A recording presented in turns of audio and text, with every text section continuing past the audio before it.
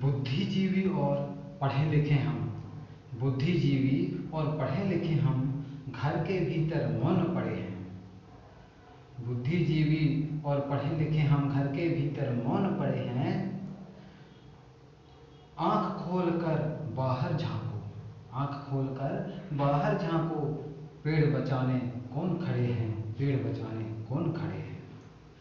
सदियों से जुल्मों के आगे, सदियों से जुल्मों के आगे अपना सीना तान खड़े हैं, अपना सीना तान खड़े हैं। सेवाज और साथियों, मैं आपका अपना आदिवासी शायर अनिल के आज की गोंडी क्लास में हम कैसे शब्द बनाते हैं और गोंडी लिपि को कैसे लिखते हैं, आइए समझते हैं, जानते हैं।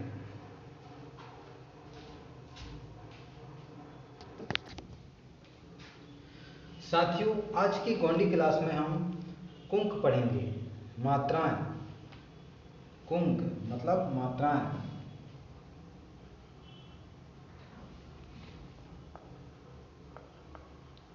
कुंक, कुंक का मतलब होता है मात्राएं। ठीक है, मात्राएं पढ़ेंगे। जैसे अरकुन, इरकुन,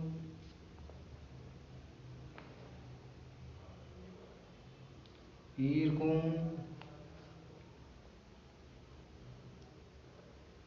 उरकुन,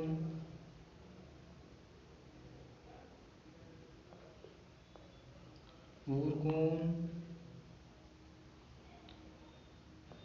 एरकुन,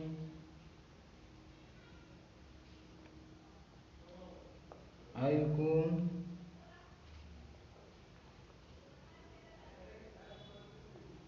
ओरकुन,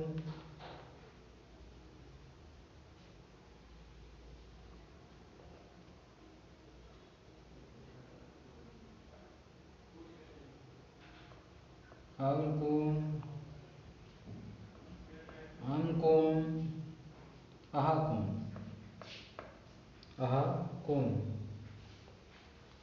हिंदी में अगर बात करें तो आ की मात्रा, छुटी की मात्रा, बड़ी की मात्रा, छुटू की मात्रा, बड़ू की मात्रा, ए की मात्रा, आई की मात्रा, ओ की मात्रा, औ की मात्रा, अम की मात्रा और आहा की मात्रा। हम गोंडी में कैसे पढ़ते हैं? अरकुन, इरकुन, ईरकुन, उरकुन, उरकुन, एरकुन, ओरकुन, अरकुन, ओरकुन, अमकुन, आहकुन।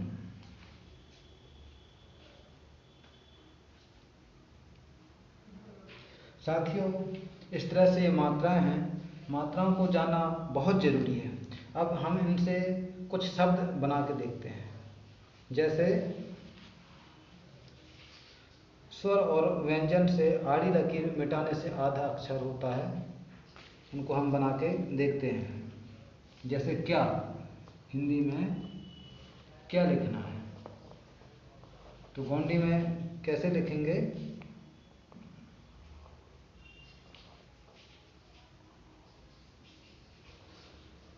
ये क्या, जुका का है, आधा अक्षर मिट गया है। प्या, प्या लिखना है, तो कैसे लिखेंगे?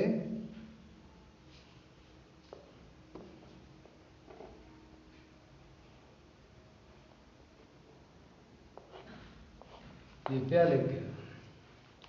इस तरह से कुछ मात्राएं और हैं, उन्हें भी हम जान लेते हैं।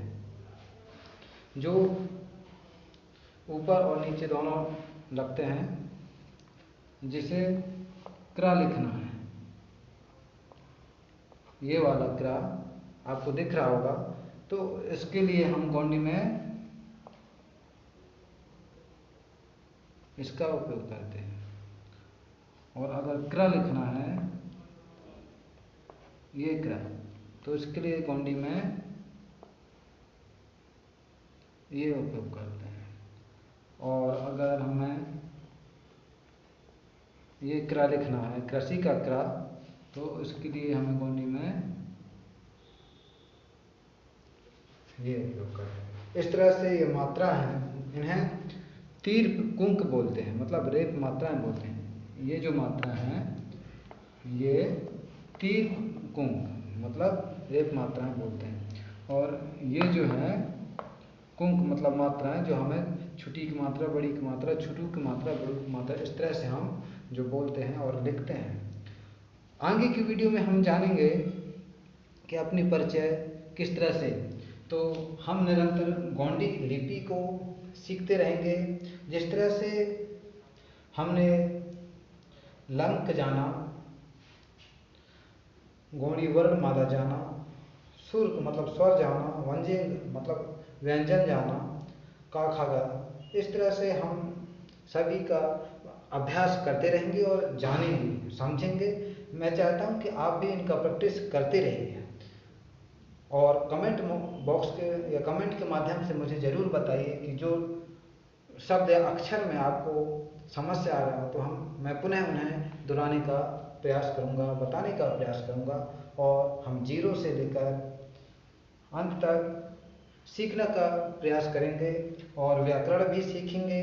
और इसके जो हमें कैसे परिचय देना है, किस तरह से गोंडी लिपि है। हाँ, सबसे महत्वपूर्ण चीज़ मैं बता देना चाहता हूँ आपको कि गोंडी में हमेशा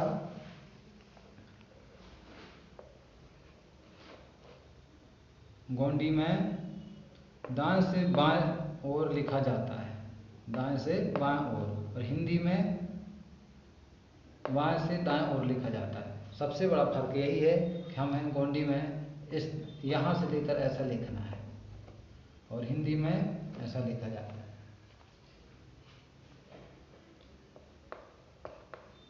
हिंदी गोंडी,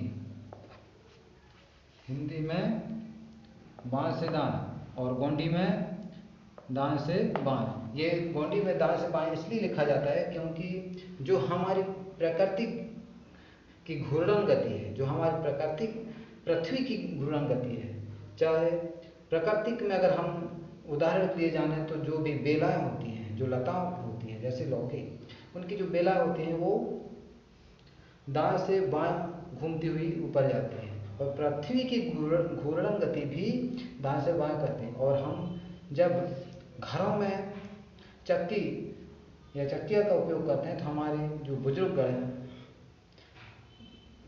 दाई हैं या दादी हैं, अक्को हैं, तो काको हैं, तो वो सब चक्किया को दाएं से बाएं ही घुमाते हैं और हल चलाते समय भी दाएं से बाएं ही चलाया जाता है। तो इस तरह से हम प्राकृतिक पुजारी हैं, प्रकृति को मानने वाले हैं। हमें प्रकृति की दिशा से ही अपनी लिपि को लिखनी पड़ेगी और लिपि को समझना पड़ेगा, ताकि हम आने वाले पीढ़ी को अपनी वास्तविक लिपि बता सकें, दिखा सकें और आगे अपनी भाषा को प्रचार प्रसार कर सकें। तो साथियों, ये वीडियो कैसा लगा आप कमेंट कर जरूर बताइए, और साथ में अगर इस चैनल को सब्सक्राइब नहीं किए हैं तो जरूर कर लीजिए, जिससे आपको नई नई जानकारी लिपि से संबंधित, गोंडी लिपि से संबंधित मिलती रहेगी।